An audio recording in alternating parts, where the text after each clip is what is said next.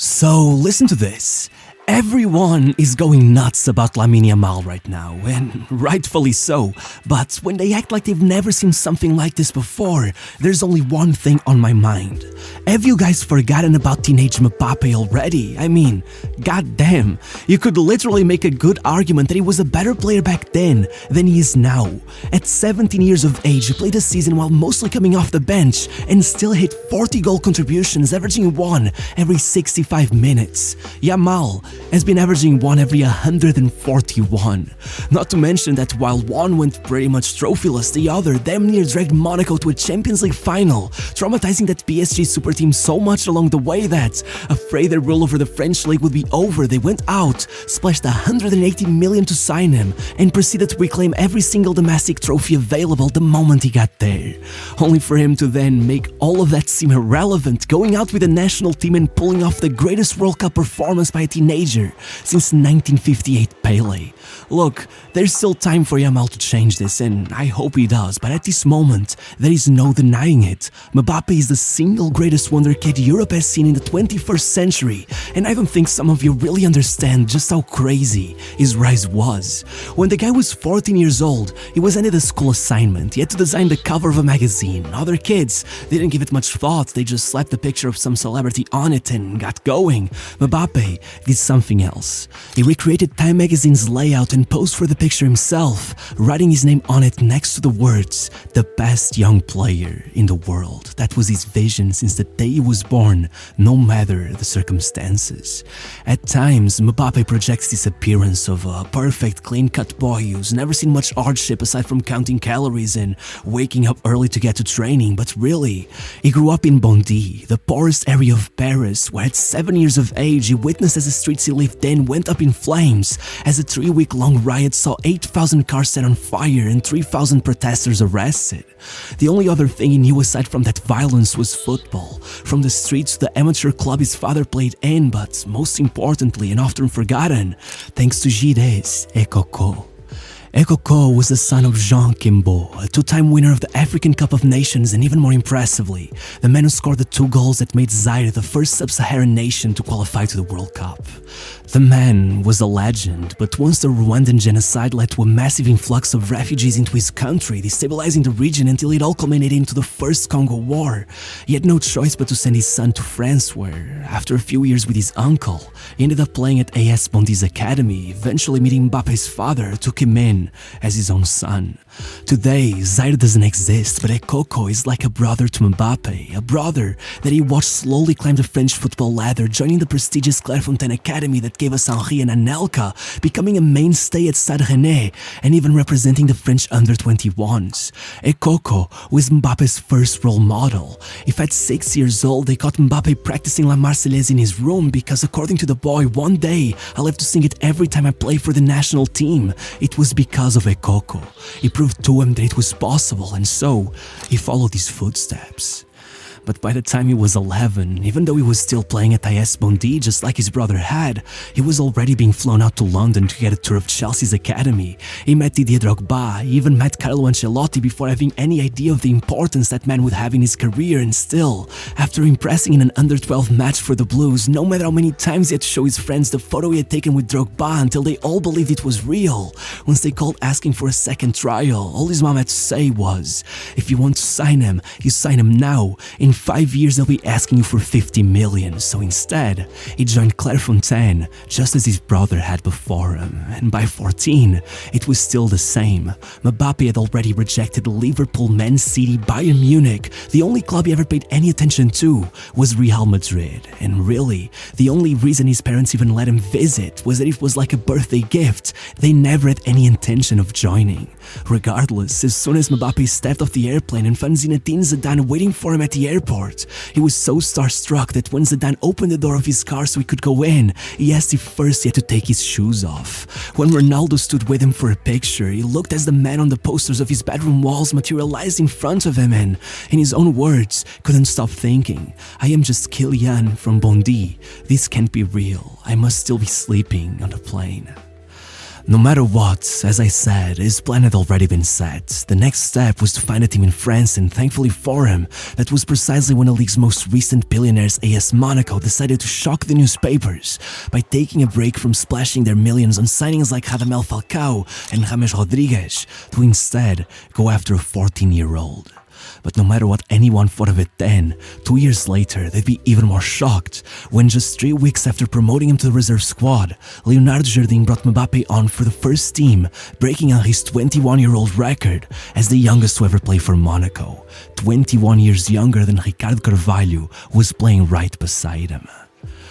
Only 8 days later, Mbappé was already facing Tottenham for the Europa League, already assisting their only goal, and by February, he had finally done it, scoring his first goal and becoming the youngest goal scorer in Monaco's history, again breaking Henry's record. As Arsene Wenger himself would admit years later, when I first saw him play, I just wrote down on my notes, he is Pele, and things were only just getting started.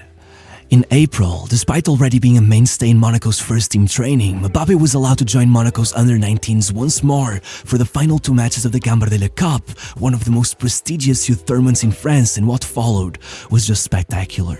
Not only did Mbappé score the opener in the semis, but he went into the final with an assist in the first half, before opening the second with a classic Mbappé run to get his first goal, and then closing it by going in between 3 players and smacking it in from a tight angle, handing his club what was only their 4th Gambardella trophy in 50 years, not just finally being offered a professional contract, but being called up to the under-19 Euros, and making these past performances seem that much more unimpressive once he opened his tally against Croatia by dribbling the keeper with one of the cleanest first touches you'll ever see, immediately going a step further the very next game, opening the scoring and then adding another to put France in the semi-finals, where somehow it'd go even further, first sending Diogo Dalot out for a hot dog and putting the ball on a silver platter for one of his teammates to tie the match, then scoring a tap-in to put him in front, and to round it all off, a header to make it 3-1 and send them to the final.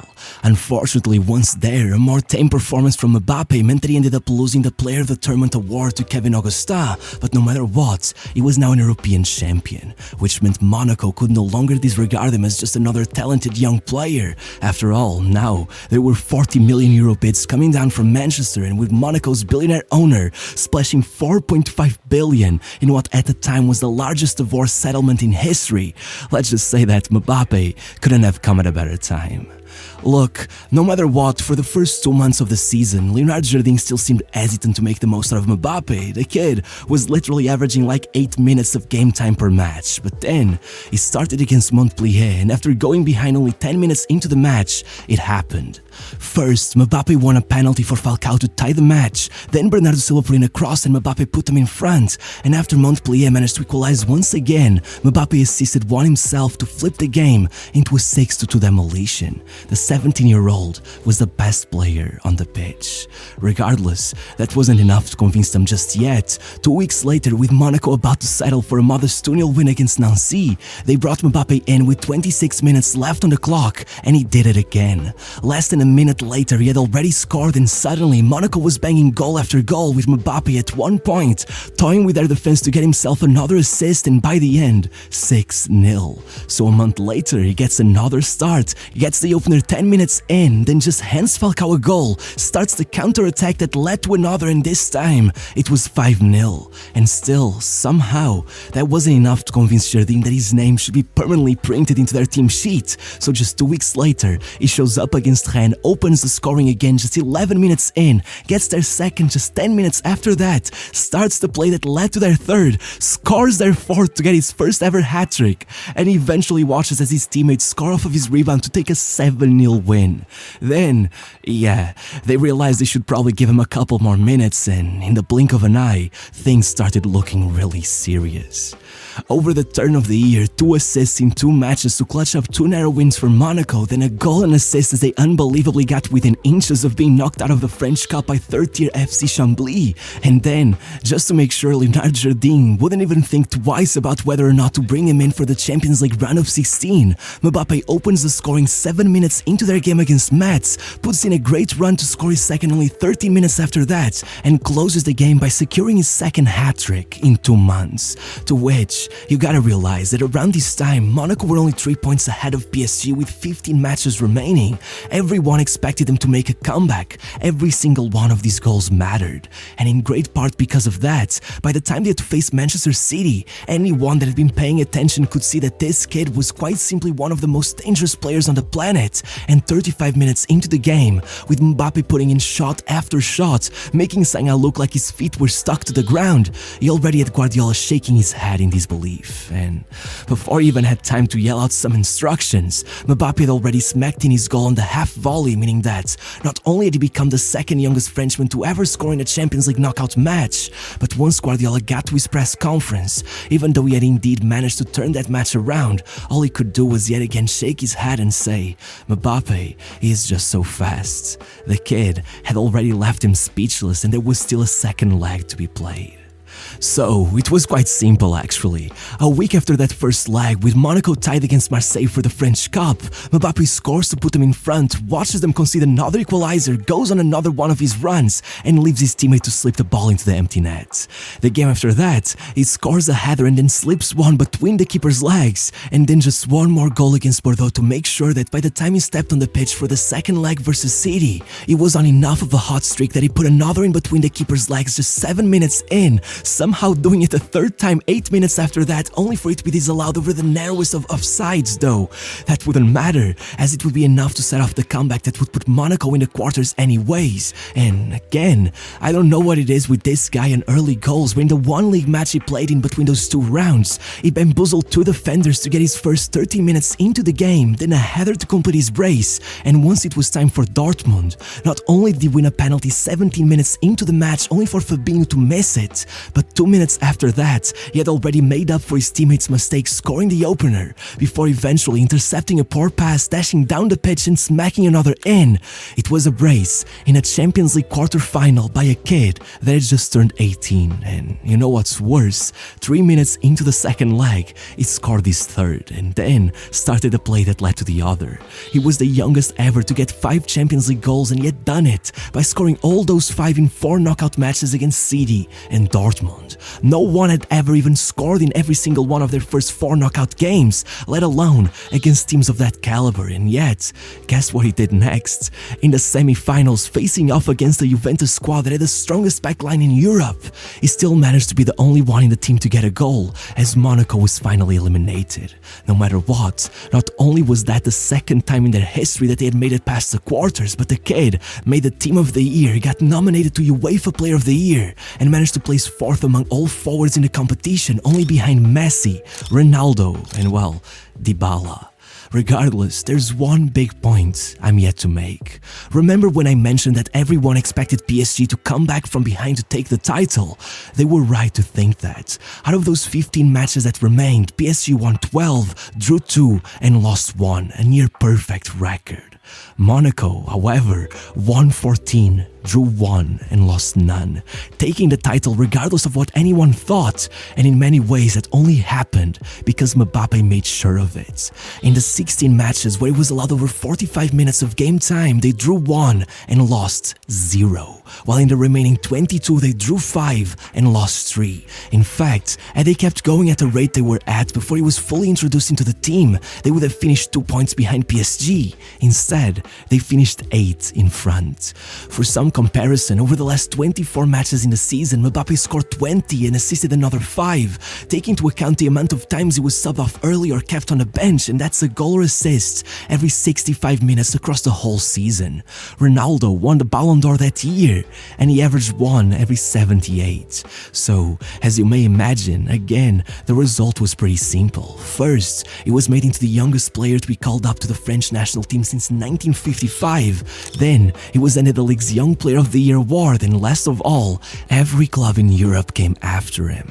Barcelona wanted him to be their Neymar replacement. Wenger used every connection he had at Monaco to try to convince him to join Arsenal, and Real Madrid, the supposed club of his dreams, showed up immediately with a €180 million bid. For reference, just a year earlier, Transfermarkt had set his market value at €1.5 million, and still, it wasn't so easy.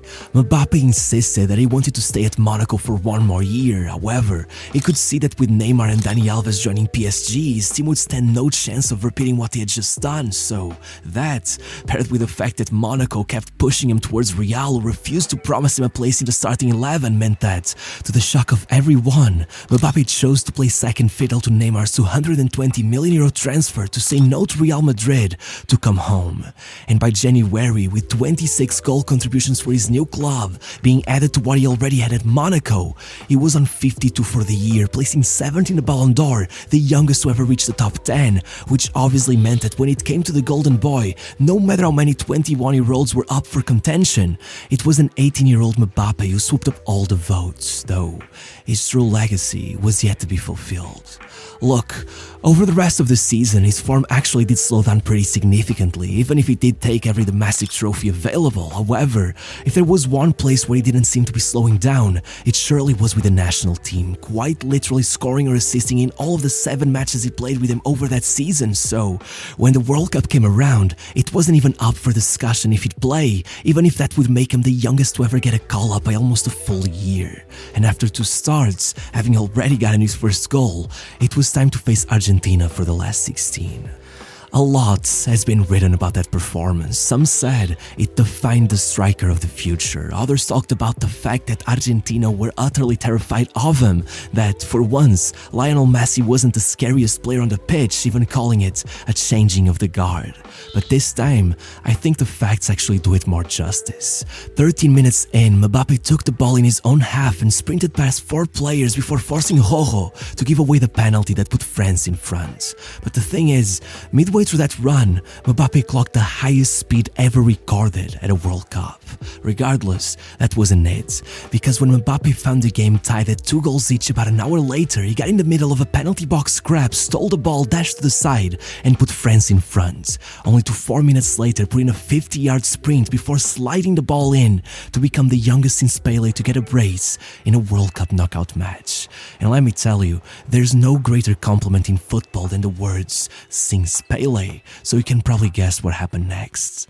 2 more great performances led him to the match against Croatia, where 65 minutes in, he became the youngest since Pele to score in a World Cup final.